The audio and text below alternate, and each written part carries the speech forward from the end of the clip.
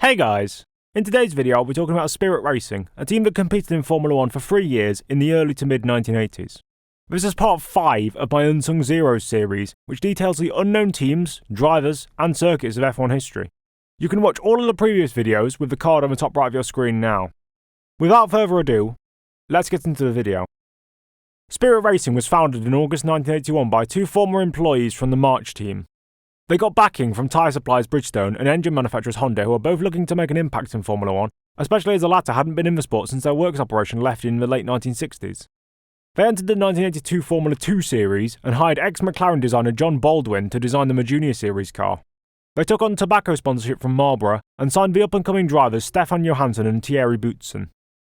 The season was a roaring success, as Johansson took 5 pole positions and 11 points with the best result of 3rd in Mugello.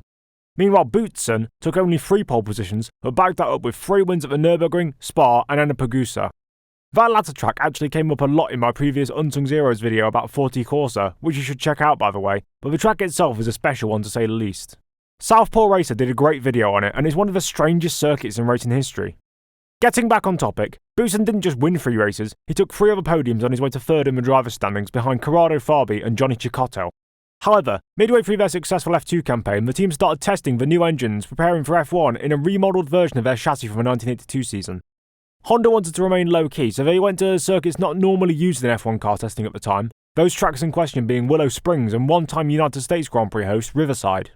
Once they were comfortable the car was good enough to be unveiled, they announced Johansson would drive it in the non-championship Race of Champions at Brands Hatch in April 1983.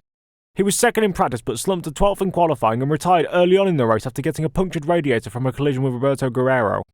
The team then did some testing at 3 British circuits, Silverstone, Brands Hatch and Donington, before making their Grand Prix debut at the 1983 British Grand Prix. Johansson qualified 14th out of 26 cars but retired on lap 5 with fuel system issues. After another mechanical failure in Hockenheim after qualifying 13th, the car finished its first race in Austria, 12th place and 5 laps down. Then in Zandvoort, that position was improved to 7th, only 1 place away from the points. After the Italian and European Grand Prix, however, Honda were approached by the far more competitive Williams team, who wanted to bring the Japanese marque on board with an exclusive engine deal. When the agreement was signed, this left poor Spirit without engines for the last race of the season in South Africa. However, hopes were high for 1984 as they sought asylum with Hart engines, and there were rumours that double world champion Emerson Fittipaldi would come back to F1 after a 3-season hiatus, but found the Spirit team's car too uncompetitive. Instead, the ex-Arrows and Alfa Romeo Works team driver Mauro Baldi signed on, and the new 101 chassis lost the team's competitive edge.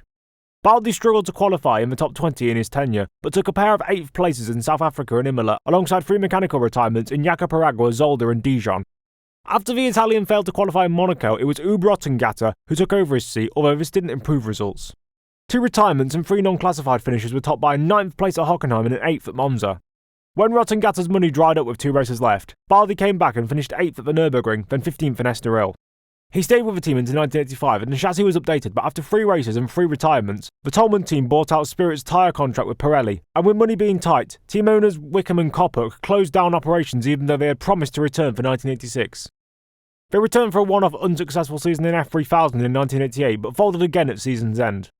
They were a similar story to Haas Lola, as they had good backing from lots of good partners, but promises were not delivered upon, and they had their best attributes torn away from them multiple times. Had Honda stuck with them, this team could have easily ran well in the midfield, but when a big team calls, you've got to jump at the chance. Anyways, with that being said, it's the end of the video. I hope you all enjoyed it. Please remember to like, subscribe, and comment which team, driver or circuit or other Unsung Zero in F1 history I should cover next. Also, if you haven't already, check out the previous videos in this series with the various links on your screen.